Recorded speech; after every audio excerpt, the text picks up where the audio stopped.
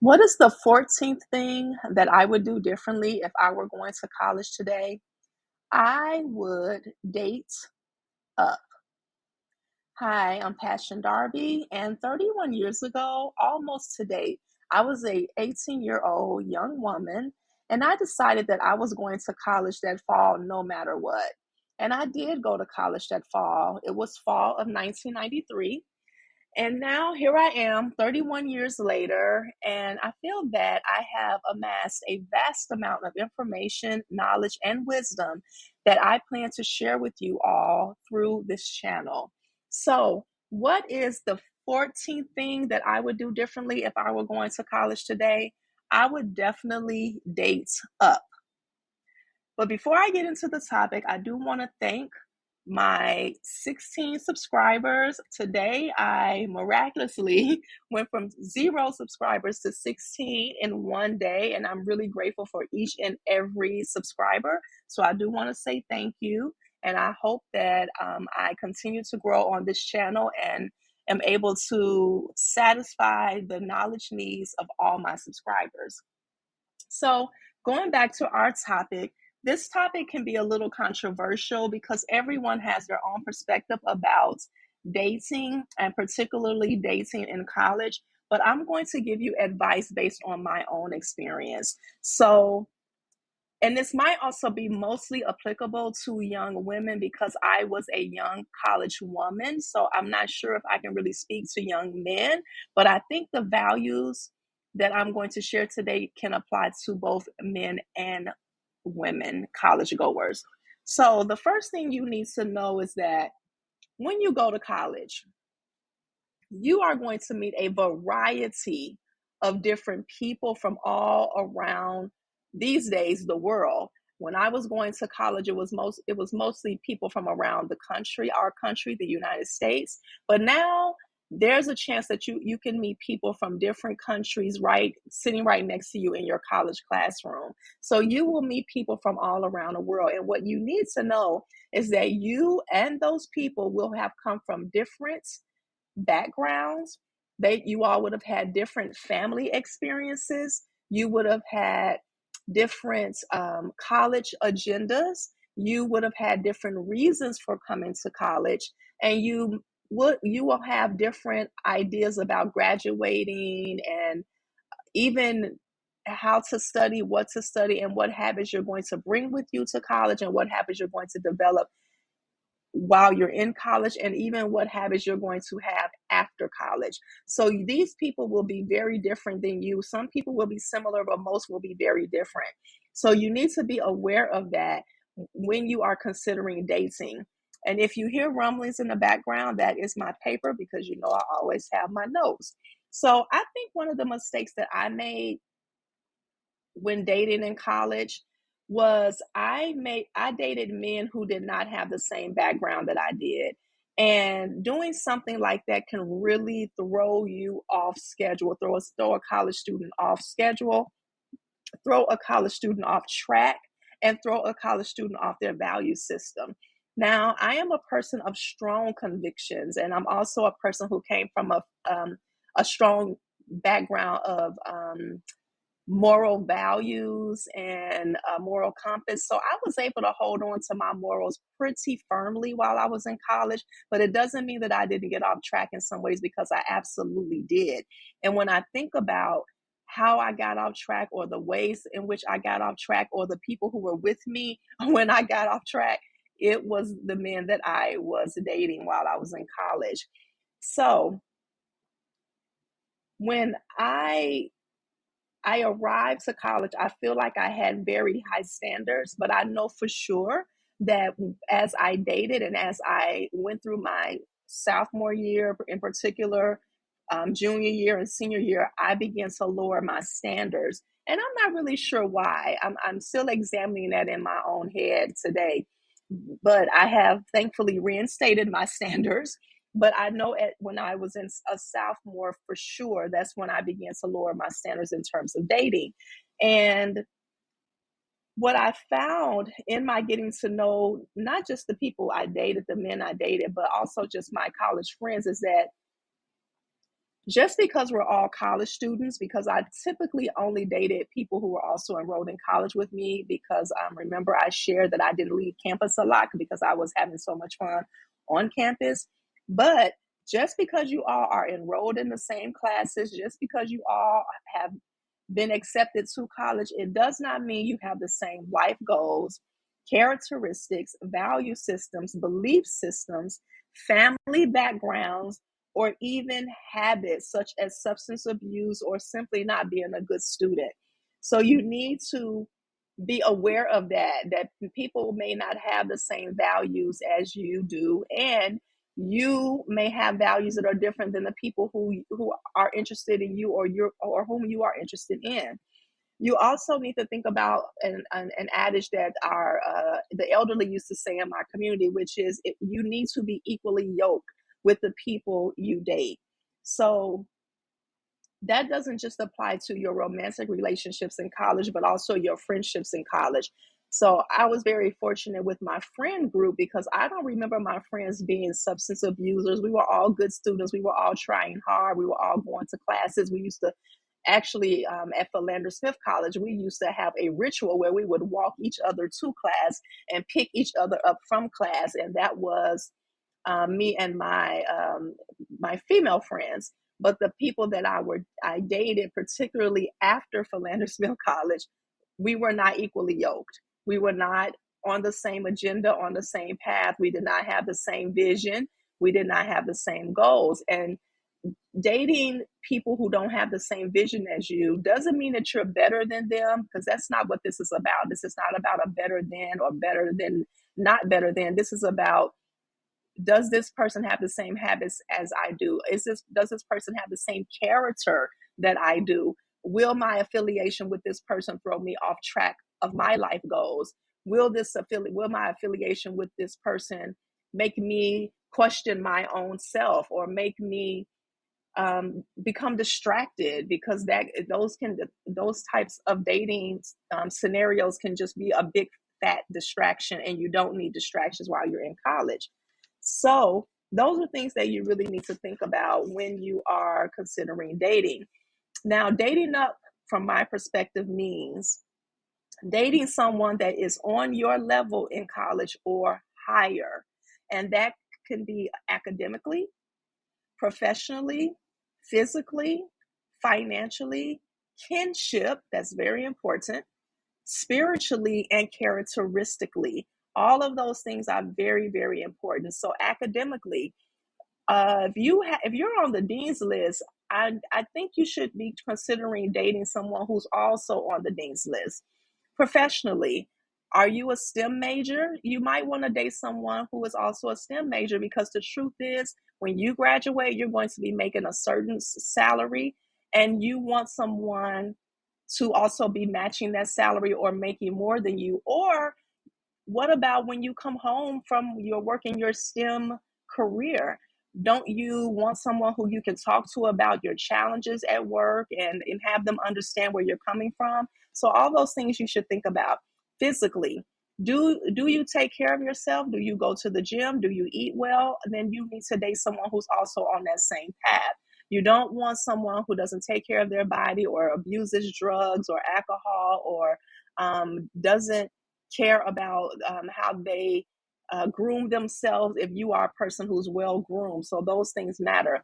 Financially, this is a big controversy, but the truth is, it's important to date someone who has the same financial goals as you, or has a financial vision as you, or comes from the same financial background as you. That is very important, because if you have been able to do grand things in your life, in your high school life or elementary school life, and then you go to college and you date someone who wasn't exposed to some of the things that you were exposed to, it may be hard for you all to relate. And to be truthful with you, we people are magnetic. We are magnetic. So we attract who we are, but we also, if we are low in our energy fields, we don't have a choice but to bring other people down low with us, and vice versa in terms of being high in your energy fields. So you have to be careful, because money is only an energy force. I know that might be a bit high level for some of our young viewers, but it really is the truth. And the sooner you learn that, the better you will be. So keep financial aspects in mind when considering dating in college. Kinship. What is your family background? I know for me, I come from a family of educators and entrepreneurs and public speakers and well-groomed men and well-dressed men. And so it is very important that I connect myself with people like that, because sometimes you may run into someone in college whose family has a different type of background or a different type of legacy, and you may want to question twice about joining those two legacies together. And then spiritually, if you are a prayer, if you have a Christian religion or a Jewish religion, or you practice Islam, of course you may want to consider someone who has those same that same religious path as you, because you definitely want to have that value system in common and be able to support each other through the challenges that college will bring towards or against your religious values. And then finally, characteristically, you really need to ask yourself some very important questions, such as, is this person a good person? Are they kind? Are they friendly? Are they supportive? I have even had a dear friend of mine go to when she was in college, she went to the mall with her then boyfriend. Her boyfriend was stealing at the mall. She was arrested with her boyfriend, had never been arrested before. And she was arrested because she was with him. So it can be the company you keep. So you have to be very careful. So I have, let me see, 11 ways that you can date up while you are in college based on what I just shared with you. So, and keep in mind that this is always your final decision. These are just my tips and my advice and based on my own college experience, but please do what is best for you. Number one, know your own level. In other words, know who you are. You really cannot judge anyone else's level until you know what your level is. And you can't be upset if you attract a lower level person, if you are a lower level person. So you have to really not know your level and then elevate your level before going to college or during college as soon as possible so that you can attract the best to you. Number two, set your standards for dating in college and stick to those standards. I know for me, that was one of my downfalls, lowering my standards. Do not lower your standards and do not allow anyone to convince you to lower your standards. But first, you have to know your standards. Number three, do not change or lower your standards for anyone, no matter how attractive he or she is. So I've shared with you all in the first 13 videos that I attended 3 wonderful historically Black colleges. And men at historically Black colleges are very attractive, very, very attractive. So it can be hard to stick to your standards when you are looking at Adonises all up and through your classes. So stay focused, people, stay focused. Number 4, for the young ladies that are going to college, I recommend that you study and practice hypergamy. Please Google it, do deep research on it, and practice it while you are in college and after college. Number 5, ask questions about your love interests, family, and other backgrounds. In other words, be nosy and listen for their responses. Listen deeply when they are responding, because people will tell you who they are if you let them talk long enough. Okay? Oftentimes we ask questions, but we don't actually listen. And so we miss the whole message that when the person is telling you or telling us, I am a jerk, I am a monster, I'm not a good person, I do bad things, I don't care about how I treat people, I don't have ethics, I don't have morals, and I don't even care about you. And we'll miss that whole message because we're too busy not listening. Number 6, ask about your love interests, college and post-college vision and plans. If they do not have a vision, if they do not have a college vision or post-college vision or plan, run and run fast. Number 7, watch the company that they keep. Or as my mother used to say, birds of a feather flock together. They could be nice to you and be a complete monster in their other college circles. So watch their entire college circle. Who do they move with? What does that group of people do together, or when they're out of class, or do they even go to class? So watch the company that they keep. Number 8, consider the lifestyle that you want after graduation, and only date people who have the same or have the potential to give you that same lifestyle. Again, I know this is controversial, but you have to take care of yourself first. Self-preservation is key. So make sure that you are dating up. Make sure you are dating someone who has the potential to provide for you or help you, support you in creating the lifestyle that you want. Number 9, be a good listener. This goes back to what I was saying before.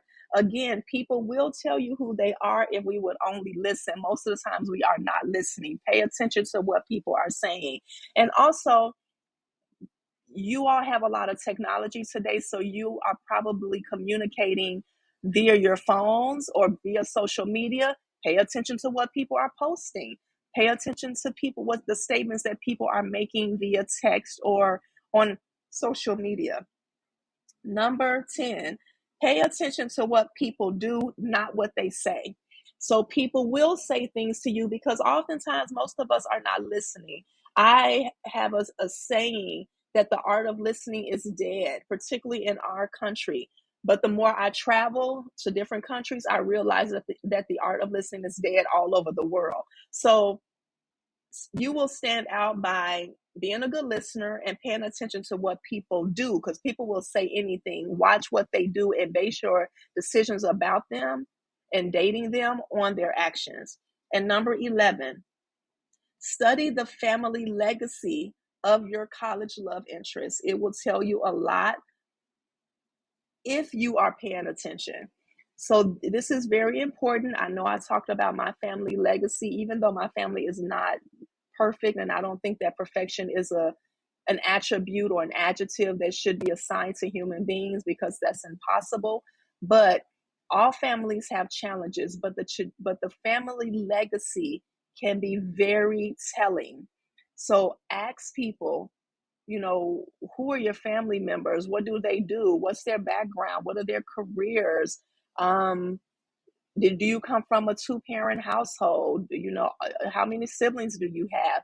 And sometimes even you can go home with your family, with your friends or your love interest on the weekends. I used to do that a lot. And then you get to see who and how their families really are. And sometimes you will walk away impressed, and sometimes you'll walk away saying, no, I can't be around that person. But it's important that you understand that, because the apple doesn't fall too far from the tree. So, in closing, and to be completely honest with you, I really don't think people should have serious relationships in college. And if I could do it differently, I would not have had any serious relationships when I was in college. I would have dated lightly, but I would have not had serious relationships. But well, let me say, the reason why I say that is because you really don't know who you are until, the truth is, until your 30s or even your 40s. So I'm only now really getting to know who passion is, and really falling in love with who passion is and enjoying who passion is. And I feel that when you date and get into serious relationships too young, particularly in college, you give too much of yourself away, and you're going to need all of yourself as you grow and as you age and as you come into your womanhood or manhood post college. So you don't want to spread yourself too thin, and you don't want to give too much of your emotional capacity to a relationship when you are in college, and where you are a student first, and you will need your energy to be your best in that moment. So remember, you do have the rest of your life to be in relationships, but you really only have a few opportunities to be a college student. So enjoy it while you can. Tomorrow we will discuss the 15th thing that I would do differently if I were in college today. In the meantime, please consider subscribing and please go to college. Thank you for listening.